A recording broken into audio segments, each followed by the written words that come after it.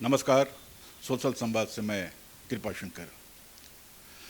आपको ज्ञान होगा, आपको मालूम होगा कि आज बिहार बंद था। बिहार बंद किसने कराया था यह भी मालूम होगा। उसी उसी राजनीति ने, उसी मुख्यमंत्री ने आज बिहार बंद कराया, जो बिहार का मुख्यमंत्री है, और अपने सरकार के खिलाफ, अपनी व्यवस्था के खिलाफ आज उसने सरकार बंदी का ऐलान किया था। वहाँ डबल इंजन की सरकार है और डबल इंजन की सरकार ने बिहार बंद का आह्वान किया था और काफ़ी वहाँ को मारापीट, गाली गलौज के साथ आज वो बंदी समाप्ति की ओर है। और बंद क्यों हुआ था, बिहार बंद क्यों हुआ था? यह गाली गलौज के खिलाफ हुआ था, क्योंकि अभी कुछ दिन पहले 10 दिन के अंदर बिहार के दरभंगा में एक मंच पे एक व्यक्ति ने मोदी की मां को गाली दे दी।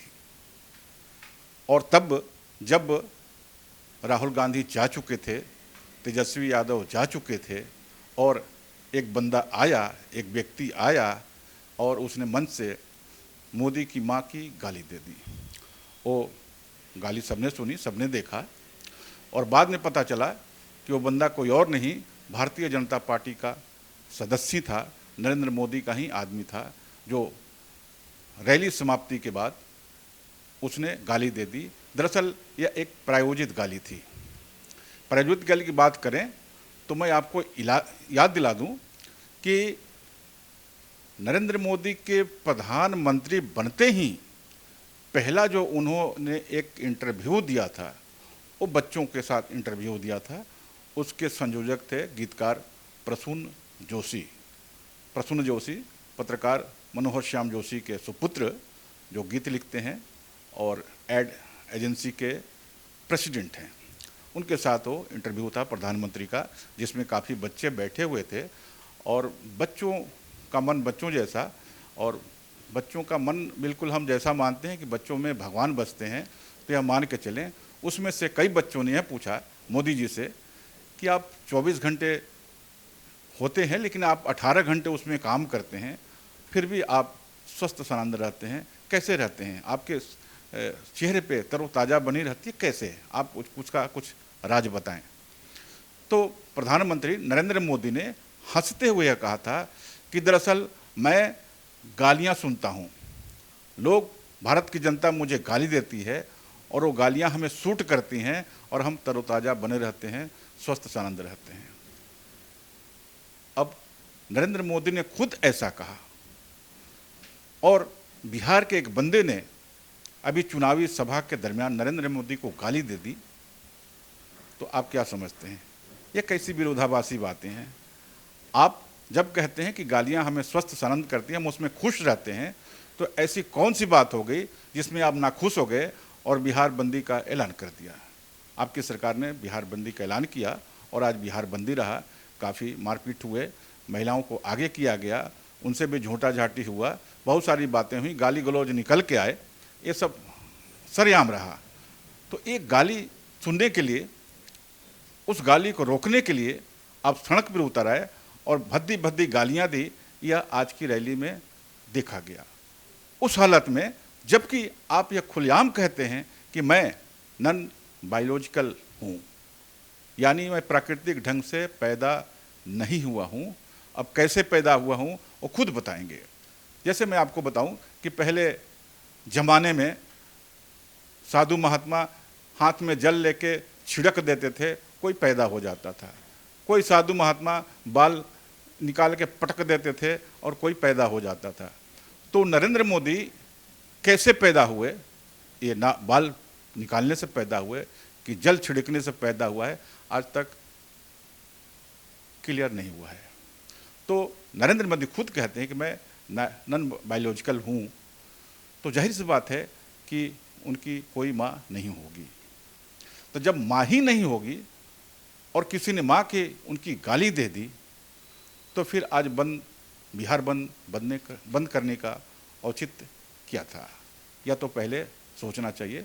इसको बंद कराने में सिर्फ नरेंद्र मोदी नहीं, बल्कि बिहार की तत्कालिक जो शासन सत्ता है, नीतीश कुमार हैं, उनका और उनकी पार्टी का निर्णय है।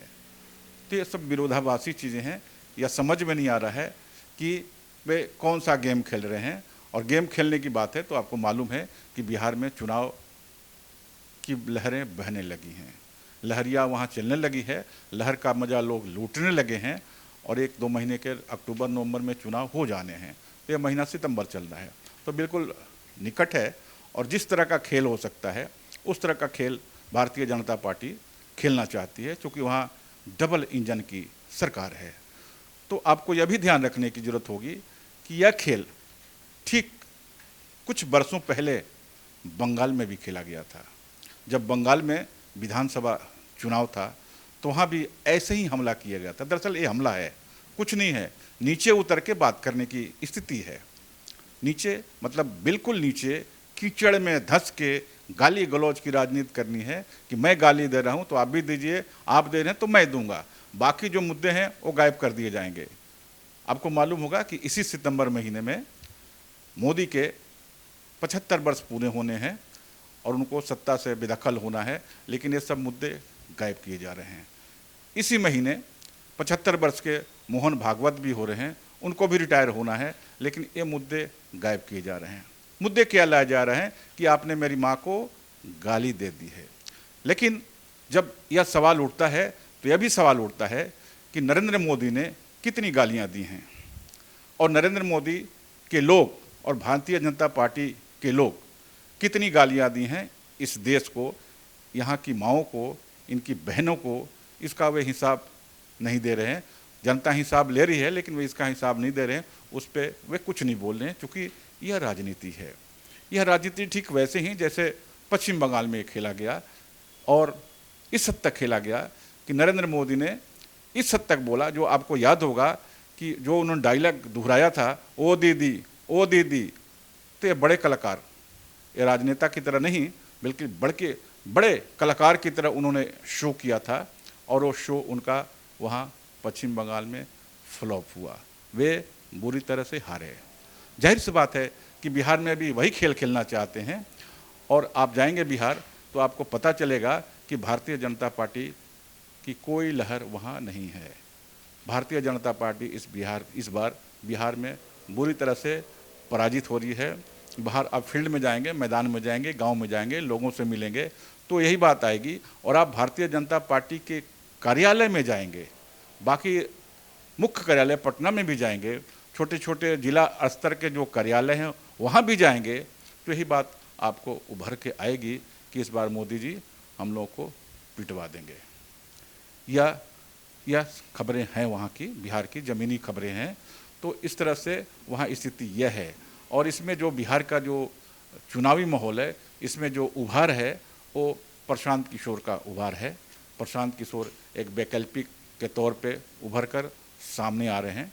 अभी राहुल भी आ रहे हैं, और आपको तेजस्वी भी सामने आ रहे हैं, और अभी गए थे हेमंत सोरेन भी गए थे, बिहार के झारखंड के मुख्यमंत्री, जो उन्होंने रैली की, उससे बिहार का माहौल बदल रहा है। और कहीं ना कहीं प्रशांत किशोर के साथ लोगों का झुकाव है, और कहीं ना कहीं राहुल गांधी जो वहाँ कर रहे हैं कार्यक्रम, उससे भी झुकाव है, और वहाँ का मंजर ही कुछ अलग किस्म का है।